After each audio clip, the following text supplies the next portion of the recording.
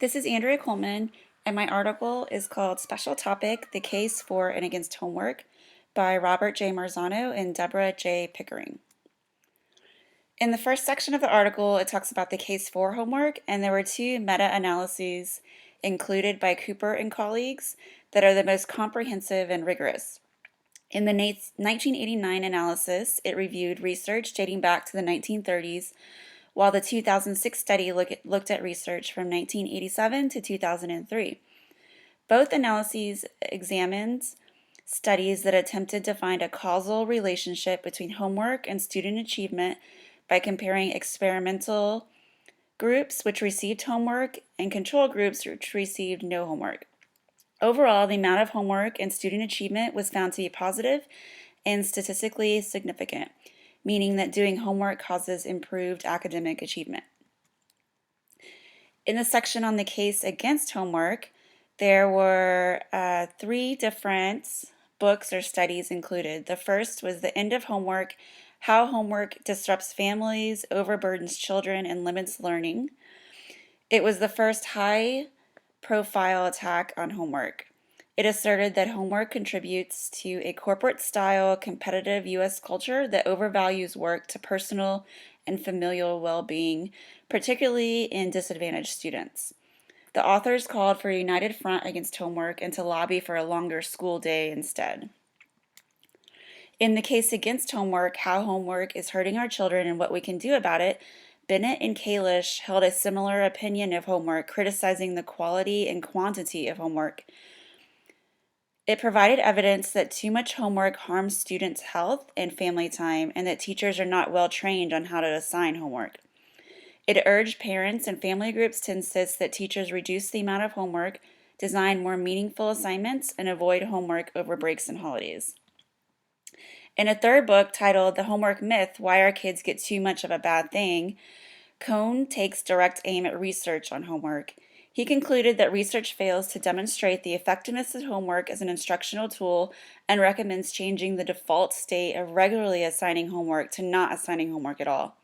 He also suggests that teachers should only assign homework when they can justify its benefits, involve students in more activities appropriate for the home, like performing experiments in the kitchen, watching good quality TV shows, and reading, and involving students in what homework, how much they should do on a daily basis.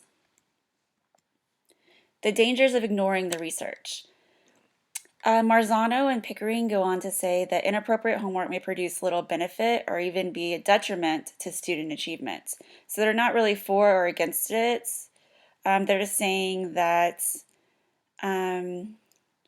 inappropriate types would hurt students. So they're advocating appropriate types of homework. Discarding homework altogether in schools, however, will only throw away a powerful instructional tool. As a result, schools should strengthen their policies to ensure that teachers use homework effectively. Factors influencing the effectiveness of homework. So in order for homework to be effective, schools need to enact policies that address the following issues: grade level, time spent on homework, and parental involvement. In grade level, there was no clear-cut consensus on the benefits of homework at early levels. Homework should have different purposes at different levels, however. So in the earliest grades, it should foster positive attitudes, habits, character traits, and permit appropriate parental involvement. In upper elementary, it should play a direct role in fostering improved school achievements. And in 6th grade and beyond, it should play a role in improving standardized test scores. For time spent on homework, according to Cooper's synthesis, the benefits of homework increased for junior high school students as time increased, so about 1 to 2 hours per night. Anything above that, it started to decrease. Cooper, Robinson, and Patel reported that 7 to 12 hours of homework per week produced the largest effect size for 12th graders. And then they recommended the 10-minute rule. So this rule says that all daily homework assignments combined should take as long to complete as 10 minutes multiplied by the student's grade level. Parental involvement. Some studies have found minimal positive effects or even negative effects for parental involvement. Many parents feel unprepared to help their children with their homework, and efforts to help frequently cause stress for their children. Epstein and colleagues conducted a study to identify the conditions in which parental involvement enhances homework and found the following results. So they said that parents should receive clear guidelines spelling out their role in helping their student with their homework.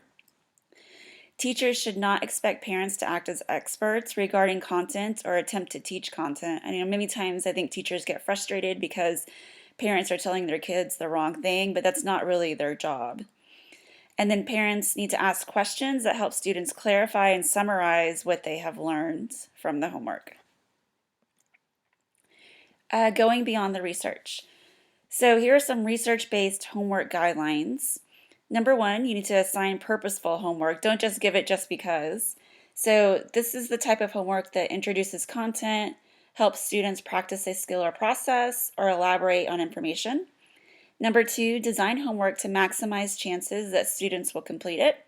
So it needs to be appropriate level of difficulty for the student. They need to be able to complete it independently, and it needs to be challenging and interesting, or else obviously they're not going to turn it in, or the likelihood of them turning it in is very low. You also need to involve parents in appropriate ways. So parents should serve as a sounding board to help students summarize what they have learned. And number four, monitor the amount of homework assigned. It needs to be appropriate for student age level and doesn't take away from home activities. So I think the 10-minute rule is a pretty good rule of thumb to kind of try out and see how much homework to give your students, and then kind of maybe adjust the time depending on the results and then the likelihood that you get it back. My reflection questions, I included several because I thought this article brought up several different good points to kind of think about. So maybe choose one of the following and answer that one in your reply. So number one, does your school advocate assigning homework? Why or why not? Number two, what are your thoughts on assigning homework to your students? Three, do you follow certain guidelines or criteria when assigning homework, and then what are they?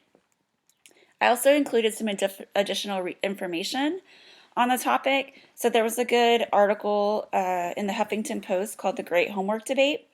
And then I also found YouTube videos from one of the references listed in the article, The Case Against Homework, How Homework is Hurting Our Children and What We Can Do About It by Sarah Bennett and Nancy Kalish. So the videos are about 10 minutes each, but they're really good and kind of make you really think about homework and maybe kind of rethink some things you're doing right now to make it a little more effective. And then lastly, here's my article link and my reference. Hope you enjoyed it and you learned a little something about assigning homework to your students. Thanks.